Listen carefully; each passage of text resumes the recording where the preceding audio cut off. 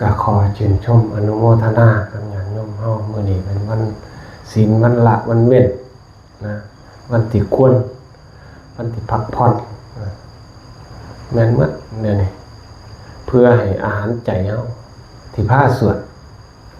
ที่พาสวดมื้อนี้สวดบทใหญ่ไม่ได้บทอรัญญสุตตคาถาเพิ่นว่าให้มีความรู้สึกกับลมหายใจเฮ็ดให้มากเฮ็ดจังได๋เฮ็ดให้มากแปลออกบ่แม่ว่าทำให้มากเฮ็ดมีความรู้สึกเข้าออกอยู่ตลอดจนกว่าหูเมียตื่นบ่นอนขึ้นมาจะว่าเขาบ่นอนเฮ็ดลองเบิ่งเด้อบัดใดเฮาลืมเข้าไปโอ้ยเฮาลืมเบิ่งลมหายใจว่าซั่นน่ะเพิ่นว่าเฮ็ดให้มากเจริญให้มากเฮ็ดยิ่งขึ้นไปดิบัดใดลืมก็แสดงว่าสติเฮาหายไปแล้วมันปล่อยหลงไปกับอารมณ์อย่างอื่นก็ซั่นจิตที่เฮาไปนี่มันสิไปนำซั่นได้ยายเป็นผู้ที่มีธุระหน่อยมีกิจหน่อยเฒ่ามาเท่าใดแห่งเวียกหลายเด้มีแต่แนวยึดมั่นถือมั่นจับอันใดติดอันนั้นนี่แม่นบ่มือเจ้าพอเยตื่นอุ้มหลานติดหลานแม่นี่ทุกคนแม่นหมดแม่หนูปะหนูโอ้คักหลายผู้เฒ่ามานี่บัดเฮาลงควายดอกมีแต่แนวสิเอาลืมไปความยึดมั่นถือมั่นของเฮานั่นล่ะเพิ่นว่าเป็นผู้ที่เลี้ยงง่ายกินหน่อยบ่แม่นกินบ่อิ่มเด้กินพอดีเฮานั่นล่ะกินบ่ให้มันเมาอาหารนั่นแหมกินบ่แม่นโภชเนมัตตัญญูตุงเอาพุงเป็นประมาณนั่นนะกินเนี่ยเพราะร่างกายมันอยู่ได้รู้จักการรู้จักเวลากินเฒ่ามาแล้วมันสำบายดอกผู้เฒ่ารู้จักกินมันแซ่บเดือนละเที่ยนั่นน่ะส่วนใหญ่ดีบ่ดีทั้งเดือนบ่แซ่บเลยก็มีกินบ่ทรงๆเจ้าของได้เป็นผู้บ่เห็นแก่ปากแก่ท้องนั่นว่าแล้วก็เป็นผู้ที่มีความเพียรคือเพียรในเรื่องกุศลนั่นน่ะหูจักละหูจักเว้นหูจักเพียรรักษาหูจักแสวงหามันให้มันเป็นเรื่องที่มันเป็นกุศลเนี่ยสร้างเอาให้มันได้อยู่ฝึกหัดพัฒนาเป็นผู้ตื่นอยู่จิตนี่มันต้องตื่นในเรื่องนั่นน่ะเรื่องลมหายใจสร้างความรู้สึกว่าอยู่สั้นดังเนาะเนี่ยผู้เฒ่าเก่าเพิ่นวางได้นรกก็อยู่นี่เด้อบักหลาอยู่สั้นดังเนาะนี่อยากไปเทวดาก็อยู่สั้นดังอยากไปพรหมก็อยู่สั้นดังอยากไปพระอรหันต์ก็อยู่นี่เพิ่นว่าคันจิตมันออกคันจิตมันไปไกลดึงเอามาคาแขนนี่เพิ่นว่าคันว่าแขนมันไกลดึงเอามาใส่ศอกนี่เพิ่นว่าคันว่าศอกมันไกลดึงเอามานี่ข้างๆไหล่นี่เพิ่นว่าใส่เอามาขี่บ่าเอ้ยคันบ่ามันบ่น่ะโยนใส่เอิกดังตึ้มน่ะเท่านั้นโอ้มันสอนแนวใดดอกว่าซั่นสอนปัจจุบันจุค่อยสอนสมาธิอะไรว่าซั่นเนาะเอามันเป็นนักสัตว์มันว่าดึงเขามันว่าอย่าออกไปทางนอกหลายมันว่าเบิ่งเอานั่นล่ะเพิ่นว่าเฮ็ดเจริญให้มากเฮ็ดนี่ก็เนาะเฮ็ดนี่มันเป็นมันสิมีความสุขเด้เฮามานี่แสวงหาสุขโดยที่บ่แอบอิงทรัพย์สินสลิงคันยังบ่ได้เอาหยังจ้างนะให้มันสุกมาจากภายในคือสุกบักม่วงแม่ยายสุกหมากไม้สุกผลไม้บ่มันสุกบ่มบ่นี่เนาะเคยกินบักม่วงบ่มบ่ยายสุกแบบมันสุกอันส้มตาแม่มันย่ำผิวข้างนอกเหลืองอลางงามขนาดนี้มาเอาของปากโอ้ยบ่อยากคายขึ้นส้มหลายส้มคนเราหวานตานั่นล่ะเฮาก็เฮ็ดคือกันนั่นแหละยายฝึกหัดพัฒนาเจ้าของอยู่บ่เซาเฮ็ดไปเฮ็ดมานี่โยมสิได้เห็นฤทธิ์เด้ฤทธิ์ที่มันเกิดจากความสงบนี่มันสิมีอานุภาพมากขนาดนี้แต่ว่าเบิ่งซื่อๆมันสิเบิ่งเห็นเป็นของแปลกซื่อให้เฮาเบิ่งเป็นของแปลกจะไปหลงนำมันดิได้หลายคนเนี่ยไปหลงไปบอกแต่เรื่องเทวดาไปบอกแต่ความฝันสู่หมู่ฟังนั่นน่ะอันนั้นนี่ไปพอจิตสาธารณะทุกมื้อนี้มันเห็นกันเมิดนั่นน่ะมันเป็นนิมิตเครื่องเห็น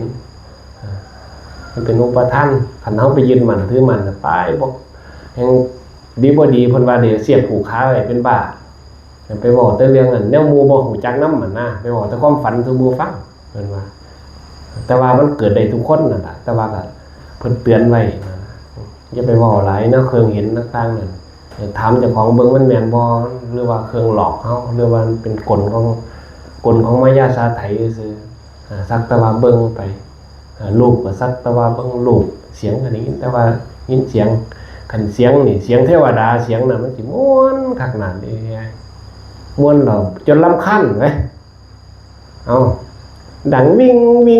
อยู่นี่จักเป็นหยังล่ะมันยังมันแต่มันก็ม่วนใหญ่เป็นอย่างเรื่องอดาก็ได้เว้ยมันสิมีล่ะแม่เฮ็ดเอามันเกิดบ่คือกันเด้มันสิเกิดทีละสภาพอากาศสภาพบุคคลเฮาสะสมสิ่งใดจิตเฮาสะสมสิ่งใดมันก็สิเป็นสิ่งนั้นผู้ลางคนก็ไปเฮ็ดคล้ายๆก็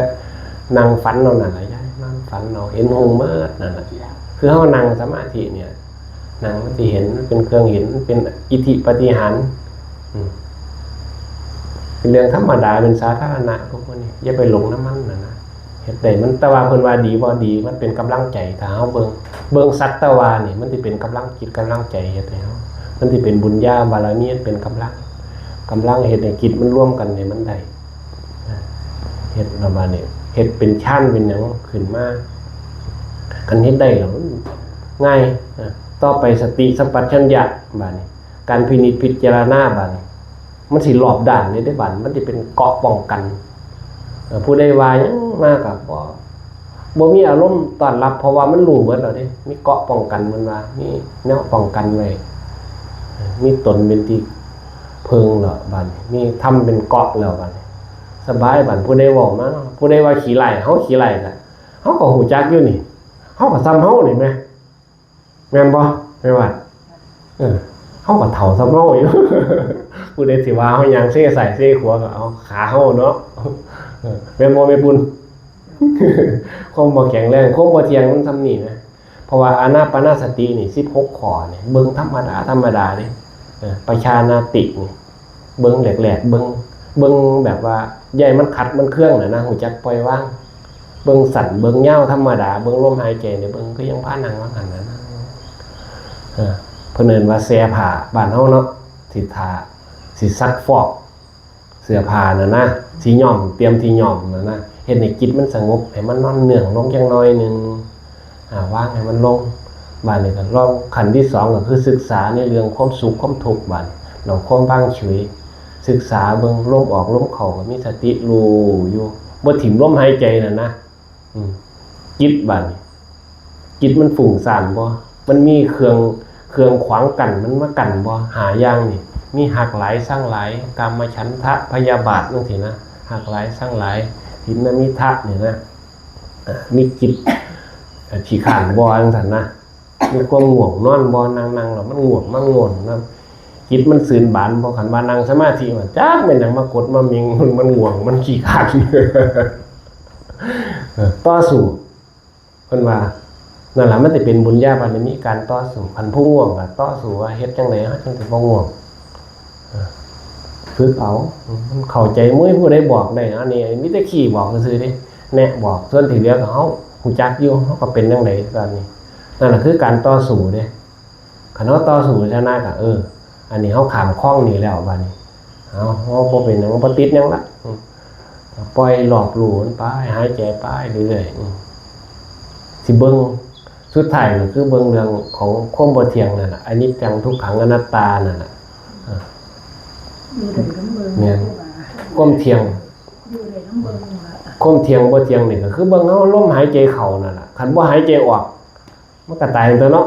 แม่นบ่เข้ากันบ่ออกก็ตายคันออกแล้วบ่เข้าก็ตายอีกคือเก่านั่นล่ะเบิ่ง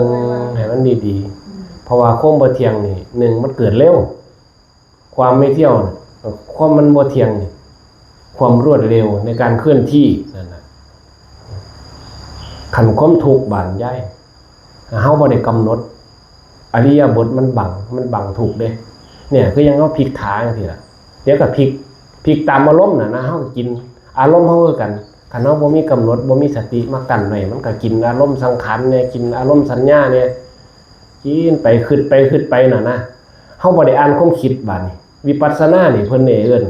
คันมันจะสงบก็ปล่อยมันสงบแต่วิปัสสนานี่เพิ่นได้อ่านความคิดเด้มันคิดยังขึ้นมามันคิดมารอดน่ะนะแต่บ่ได้ซอยมันคิดเด้เฮาอ่านความคิดบัดนี้อ่านความคิดน่ะนะ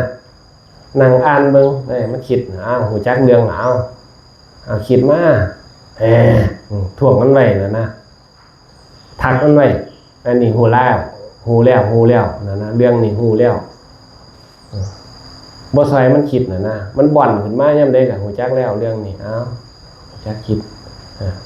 เฮาสิเบิ่งว่าก็เคลื่อนไปเคลื่อนมาบางเบิ่งจังได๋เฮาจังสิเบิ่งอนัตตาของจริงๆมันบ่มีอยู่แล้วนั่นนะคันเฮาเบิ่งมันเป็นก้อนตัวตนของเฮานี่คือเฮาปวดแข้งปวดขานั่นน่ะยายเบิ่งจนเฮาทนบ่ได้นั่นน่ะทนซำใดห้วยทนจนว่ามันวางออกเองพุ่นเนี่ยยายแยกปวดแยกหยังออกแยกมันเป็นฝึกแรกๆก็เฉยๆลองเบิ่งต่อสู้ลองเบิ่งอันบ่ไหวอีหลีจังขยับกำหนดซะก่อนบัดบัดนี้มันถูกกำหนดถูกรู้แล้วทุกตัวนี้เฮาทนบ่ได้แล้วต้องขยับก็เริ่มนับ1ใหม่บัดนับ1ใหม่อยู่ว่า2คือยังเพิ่นว่าสิศูนย์ให้ฮู้นับ1ถึง10ก่อนแม่ว่าแม่นบ่ได้นับจักเที่ย สวนขึ้นเหรอว่าดิบ่ได้ลืมข้าวว่าดิเรื่องบ่ยากดอกเรื่องธรรมะจริงๆแล้วเฮาต้องมาสอนกับตัวเฮาเองบ่มีผู้ใดสอนเฮาได้นะอัตโนโยยัตถยัตตนังมันว่าตนเตือนตนนั่นน่ะสอนบ่มีผู้ใดสอนเฮาได้ส่วนที่เหลือก็มีแต่ผู้ขี่บอกแนะนำพ่อแม่เฮาก็แนะนำครูบาอาจารย์ก็แนะนำพระสงฆ์องค์เจ้าก็แนะนำสุดท้ายก็พุทธเจ้ามันอาคาตาโลตถาคตาตุมเหหิกิจจะมาตะปังมันว่าความเพียรทั้งหลายท่านทั้งหลายจงทำเองนะตถาคตเป็นเพียงผู้ชี้บอกแนะนำให้ได้อยู่นั่นนะคือภาษาพญาอีสานบ้านเฮาน่ะเฮากินข้าวเฮากินเฮาก็อิ่มก็ไปอิ่มท้องผู้พุ่นเขาบ่กินเฮาก็เฮ็ดไปฝึกไปได้ศีลละได้ทีละศีลละนิดละหน่อยอันนี้มาเฮ็ดนี่มาอ่านมาฝึกอยู่นี่บ่เป็นคนหลงลืมตายดอกยายสัมมุนละโหเพิ่นว่าบ่เป็นคนลืมหลงสติเฮ็ดจังได๋ก็ไปเห็นคือพ่อย